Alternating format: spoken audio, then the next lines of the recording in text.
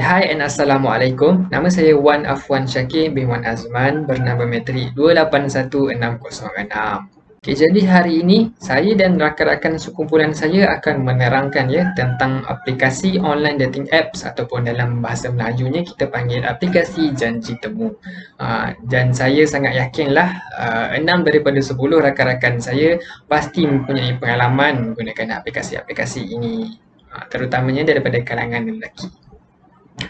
Okey, tanpa melengahkan lagi masa, kita teruskan pembentangan ini dengan perkenalan kepada aplikasi online dating apps. Jadi, apakah itu online dating apps? Online dating apps ini merupakan aplikasi yang membolehkan kita sebagai pengguna berbual dan berhubung dengan orang lain yang tidak kita kenali. Selain itu, pengguna juga dapat memilih untuk menetapkan ciri-ciri pasangan yang akan dipadankan secara berdasarkan jantina, umur, minat dan jarak. Bermaksud, sebagai contoh, saya sebagai pengguna, saya menginginkan seorang perempuan yang berumur dalam lingkungan 19 ke 23 tahun dan mempunyai minat bermain bola dan yang tinggal di dalam lingkungan jarak 15 km daripada kawasan saya berada sekarang. Maka aplikasi itu akan berusaha untuk memadankan saya dengan perempuan yang mempunyai ciri-ciri tersebut. Okey, jadi tujuan sebenar aplikasi ini direka dan dibina adalah untuk melahirkan hubungan antara dua orang yang mempunyai niat dan minat yang sama ada dalam percintaan maupun mencari kawan. Di sini kita dapat lihatlah bahawa tujuan asal aplikasi ini adalah berdasarkan tujuan yang baik tetapi disalahgunakan oleh ramai pihak. Jadi aplikasi ini juga boleh dimuat turun di dalam telefon pintar maupun di komputer riba melalui App Store ataupun Play Store. Okey, seterusnya, sebahagian besar aplikasi ini memberikan akses kepada maklumat sosial media kita seperti Instagram dan juga Facebook. Disebabkan apabila kita ingin melog masuk ataupun mendaftar aplikasi ini, kita diberi option ataupun pilihan untuk daftar melalui nombor phone ataupun akaun sosial media kita seperti Facebook dan juga Instagram. Jadi secara tidak langsung, aplikasi ini mempunyai akses kepada data di sosial media kita. Selain itu, aplikasi online dating apps ini juga menggunakan data ataupun Wi-Fi untuk membolehkan pengguna dipadatkan secara real time dan menggunakan fungsi geososial untuk memastikan maklumat pengguna sentiasa dikemas kini. Dalam erti kata mudahnya, seperti kita video call lah dengan orang ataupun pasangan kita itu. Di sini kita dapat lihat statistik online dating apps yang sering digunakan oleh rakyat Malaysia pada tahun 2020 pada bulan 9. Di kedudukan pertama kita dapat lihat aplikasi Tinder. Ni saya rasa memang famous lah di kalangan kita, bila sebut je Tinder memang akan ramai orang kenal. Dan juga diikuti dengan dating.com, Tantan dan sebagainya. Okey, di sini kita dapat lihat keratan akhbar berkenaan dengan aplikasi Tinder ini. Dan di sini juga kita dapat lihat ranking ataupun 10 aplikasi yang sering digunakan oleh kita rakyat Malaysia inilah di Play Store. Okay, selain aplikasi ini juga terdapat satu aplikasi yang mencakap menjadi kontroversi lah pada tahun lepas, iaitu aplikasi Sugarbook yang merupakan penyumbang kepada peningkatan aktiviti pelacuran di Malaysia ini. Tetapi benda ini akan dibahaskan dengan lebih lanjut oleh rakan saya nanti Okey, seterusnya sebelum saya menjemput rakan saya untuk meneruskan pembentangan ini, saya ingin mengemukakan persoalan yang sering ditanyai oleh rakan-rakan saya berkenaan dengan aplikasi ini, iaitu adakah aplikasi ini benar-benar selamat dan berkesan kerana aplikasi ini mempunyai akses data kepada personal account kita akaun sosial media kita seperti Instagram dan juga Facebook. Selain itu, adakah aplikasi ini memberikan kesan negatif kepada masyarakat? Ini juga akan dibahaskan oleh rakan saya sebentar nanti.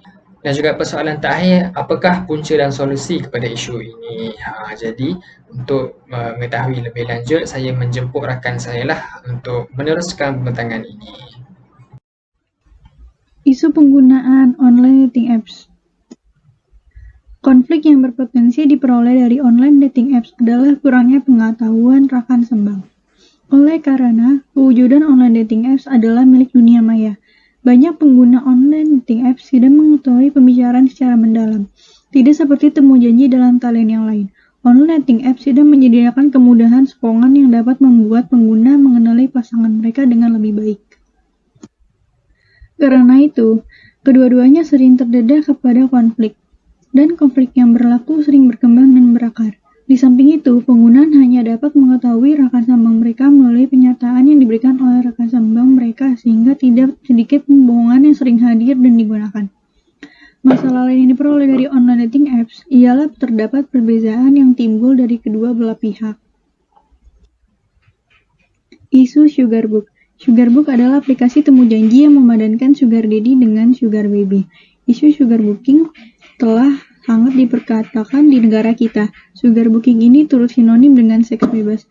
Sugar Book memiliki lebih dari 400.000 ahli aktif yang terdiri dari 220.000 sugar babies, 180.000 sugar daddies, dan 6.000 sugar mommies di Malaysia. Hal ini sepatutnya tidak berlaku, karena Malaysia dikenali sebagai negara Islam dengan bilangan penduduk Muslim teramai berbanding dengan negara-negara lain. Isu sugar daddy dan sugar baby. Malaysia dengan 42.500 sugar daddy berada di kedudukan ketiga dalam kalangan negara Asia selepas India, yaitu seramai 300.038 sugar daddy dan Indonesia dengan 60.250 orang. Berdasarkan laporan, seramai 12.705 pelajar Institut Pengajian Tinggi atau IPT, awam dan swasta di Lembah Pilang terdaftar dengan aplikasi Sugar Book untuk mencari sugar daddy. Berikut adalah contoh case pembunuhan yang berlaku akibat online dating apps. Risiko penggunaan online dating apps. Kesan Sugar Book kepada remaja atau mahasiswa. Golongan yang lebih cenderung untuk mendapat kesan negatif daripada perbuatan tidak bermoral ini adalah daripada kalangan remaja. Karena sikap remaja itu sendiri yang mudah terpengaruh dengan perkara yang berlaku di sekeliling mereka. Jika remaja yang terlibat dalam sugar booking ini terdiri daripada kalangan pelajar atau mahasiswa, mereka akan menjadi kurang fokus terhadap pelajaran. Hal ini karena penglibatan dalam kancah maksiat ini memerlukan komitmen yang tinggi, karena mereka akan lebih kerap berjaga malam dan ia akan mengganggu emosi serta fokus mereka. Meningkatkan case pembuangan bayi. Karena terlibat dalam case sugar booking, mereka berpotensi untuk mengandung anak yang tidak sah taraf dan mengambil keputusan untuk membuang bayi. Online dating apps untuk menggiatkan para pengguna untuk melakukan seks. Beberapa pengguna aplikasi sosial berbabit mengakui bahwa mereka menggunakan platform ini bagi mencari hubungan satu malam, one night stand tanpa terikat dengan sebarang komitmen. Dan mereka mengakui bahwa mereka menggunakan aplikasi sosial ini memudahkan mereka untuk mengenal pasti individu dengan minat seks sama. Aplikasi sosial berkaitan temu janji seks atau talian dikesan menjadi antara penyumbang terbesar lonjakan case baru jangkitan penyakit seksual termasuk HIV atau AIDS di negara ini. Jangkitan menular akibat seks berisiko. Para ahli mencemaskan kesan negatif penggunaan aplikasi cari jodoh yang dapat meningkatkan penyakitan jangkitan seksual. Sebab penggunaan aplikasi-aplikasi ini sangat terdedah dalam melakukan hubungan seks yang berisiko dan tidak aman. Menghindari hubungan seks dengan orang yang baru Anda kenal menjadi salah satu cara dalam mencegah penyakit jangkitan seksual. Gangguan mental dan self-esteem rendah. Bagi mereka yang tidak bijak menggunakan aplikasi temu janji, akan menimbulkan masalah psikologi dan harga diri atau self-esteem. Online dating apps sangat mungkin memberi kesan negatif pada keadaan mental Anda, terutamanya jika Anda mempunyai sejarah kemurungan atau gangguan kecemasan. Membuat pengguna cenderung memberi tumpuan kepada perkara-perkara yang ada di luaran diri mereka saja, seperti bentuk badan dan penampilan wajah. Penolakan karena bentuk fisikal, calon pasangan yang tidak sepadan juga sering berlaku. Keganasan seksual. Terdapat juga banyak laporan yang menyatakan case rogol dan keganasan seksual berlaku setelah perkenalan dengan seseorang dari aplikasi perjodohan atau online dating apps. Sudah tentu, maksa tidak boleh dipersalahkan karena keganasan seksual yang dialami. Untuk mengurangkan jenayah seksual, cobalah bertemu di tempat yang terbuka. Pastikan Anda juga menggunakan online dating apps yang menyediakan ciri keselamatan. Terdedah dengan case jenayah. Selain masalah seksualiti dan gangguan psikologi, kesan negatif menggunakan aplikasi temu janji secara sembarangan adalah tindakan jenayah. Karena Anda tidak tahu dan tidak pasti sama ada orang itu mempunyai niat baik atau niat buruk terhadap Anda. Assalamualaikum dan selamat sejahtera semua. Nama saya Nur Ilia binti Haslizan. Nombor kad matrik 281268. Jadi pada bahagian ini saya akan membincangkan serba sedikit tentang punca-punca penggunaan online dating apps. Jadi punca yang pertama ialah keinginan untuk mencari pasangan hidup. Melalui penggunaan online dating apps, ia membolehkan penggunanya mudah untuk mengenali dengan ramai orang baru dan menjalinkan banyak hubungan misalnya pertemanan ataupun percintaan. Seterusnya, aplikasi ini digunakan bertujuan untuk kegembiraan dan bersenang-senang sahaja. Mereka yang menggunakan aplikasi ini mengatakan bahawa mereka tidak berniat untuk mencari pasangan dari platform tersebut kerana mereka tidak pasti dengan apa yang disiarkan dalam talian itu sama ada benar ataupun tidak. Jadi mereka menggunakan aplikasi ini hanya bertujuan untuk bergembira ataupun bersenang-senang sahaja.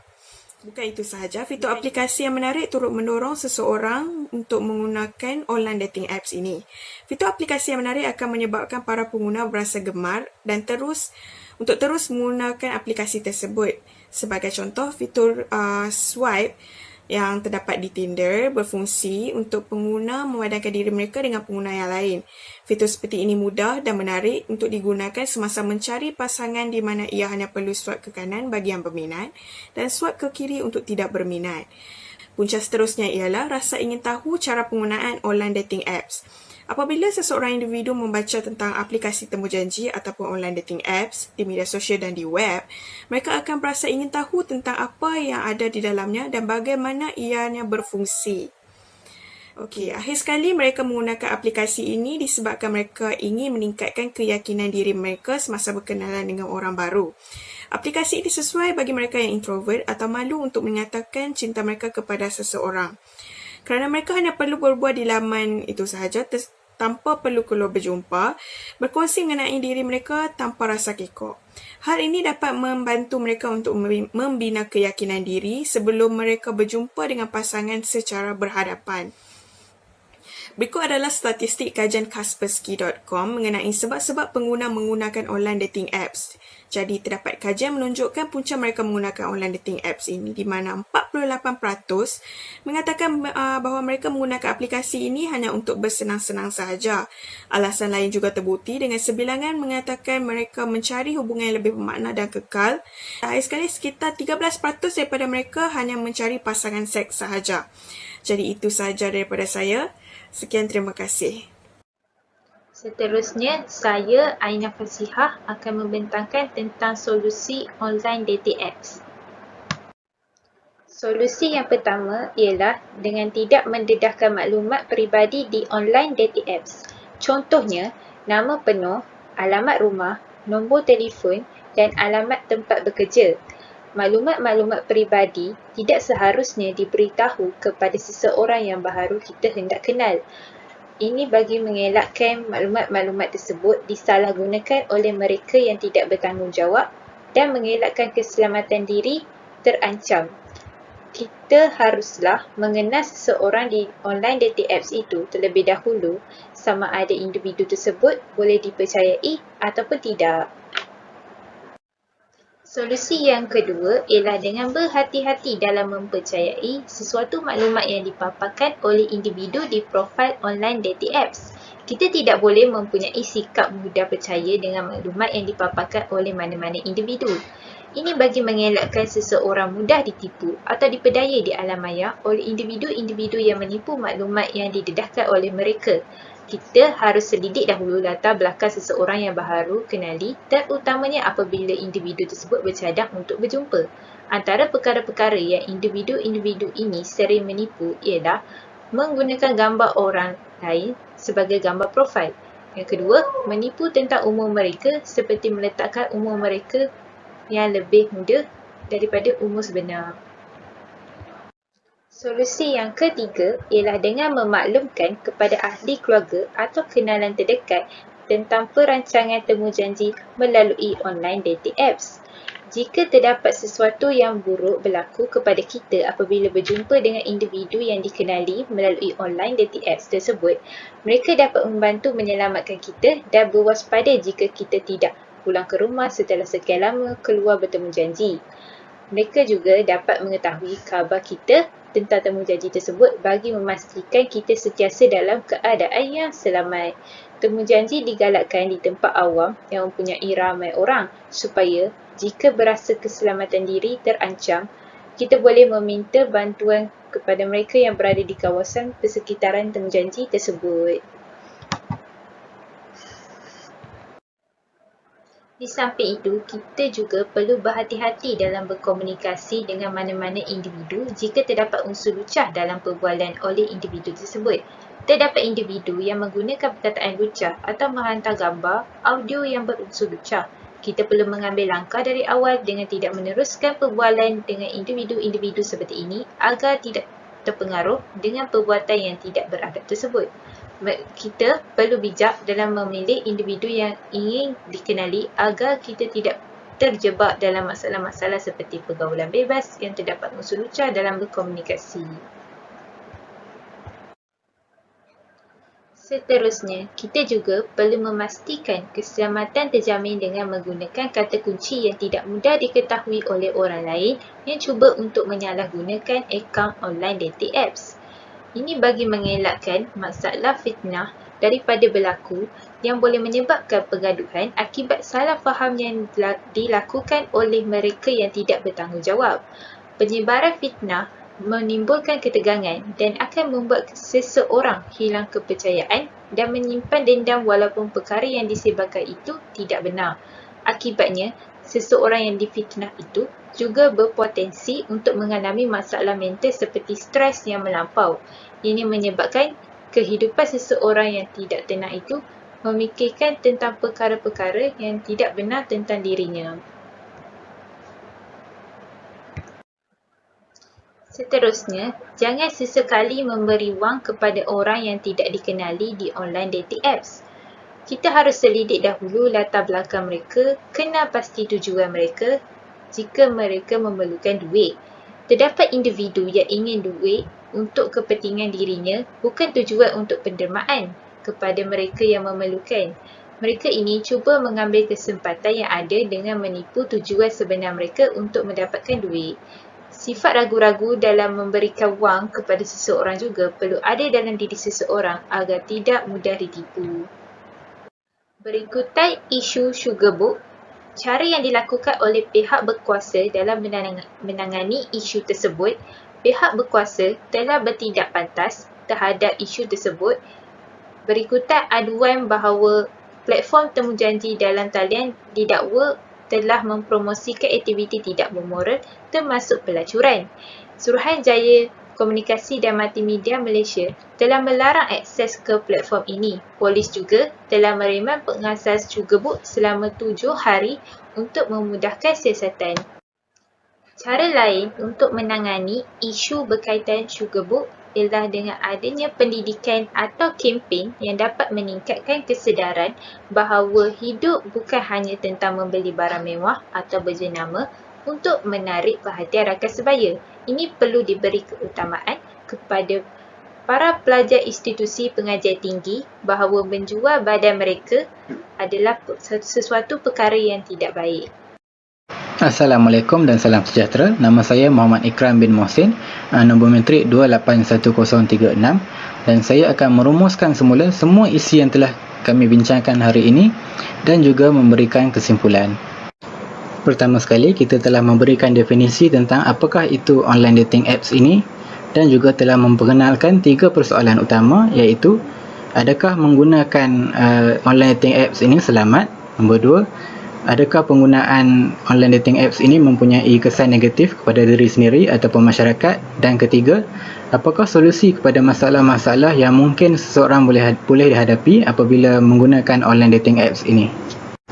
Seterusnya, kita telah menerangkan tentang isu dan risiko yang mungkin seseorang boleh hadapi apabila menggunakan online dating apps ini, termasuklah kurang pengetahuan rakan sembang disebabkan konsep tanpa nama di internet, Kita juga telah meneliti isu sugar book yang telah melanda negara Malaysia baru-baru ini dengan kemunculan sugar daddy dan sugar baby, terutamanya di kalangan pelajar universiti.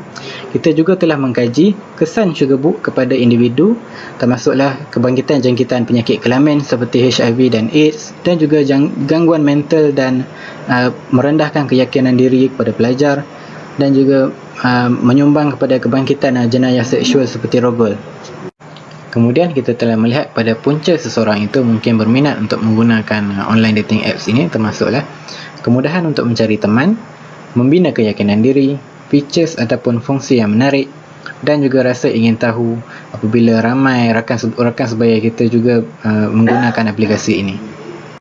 Akhir sekali, kita sudah melihat kepada beberapa solusi yang dicadangkan untuk mengatasi isu dan risiko yang dibincangkan sebentar tadi. Contohnya, peka tentang amalan selamat di internet, di mana kita patut menggunakan kata laluan yang lebih kukuh dan juga tidak berkongsi maklumat peribadi di internet. Ada rancangan sandaran iaitu menggunakan sistem rakan atau buddy system supaya keselamatan kita sentiasa terjamin. Kita juga telah melihat cara menangani isu sugar book baru-baru ini yang telah dilakukan oleh kerajaan. Contohnya, Suruhanjaya Komunikasi dan Multimedia telah menghalang akses kepada aplikasi sugar book ni daripada khalayak ramai, dan juga peranan tokoh-tokoh ilmuwan dan pakar agama dalam mendidik khalayak ramai supaya menggunakan internet dengan cara yang lebih berhemah. Sebelum kita menutup perbincangan kita pada hari ini, saya ingin berkongsikan satu idea bahawa di internet dan khususnya di online dating apps, ramai orang hanya mempromosikan kebaikan mereka sahaja dan mengenepikan segala keburukan mereka, kerana sudah tentunya jika mahu menarik minat lebih ramai orang, lebih baik untuk mempamerkan kebaikan sahaja. Namun begitu, kita tahu bahawa hubungan di dunia sebenar ini juga banyak bergantung kepada keburukan seseorang itu, kerana keburukan seorang itu dapat membentuk individunya dan ada kecantikannya sendiri. Bab kata John Legend dalam lagunya All of Me, love your curves and all your edges, all your perfect imperfections. Ketidaksempurnaan seorang itu boleh membentuk kecantikannya. Dengan itu, sekian terima kasih daripada kami kumpulan 18. Sebarang persoalan atau perkongsian pendapat malah dihargai.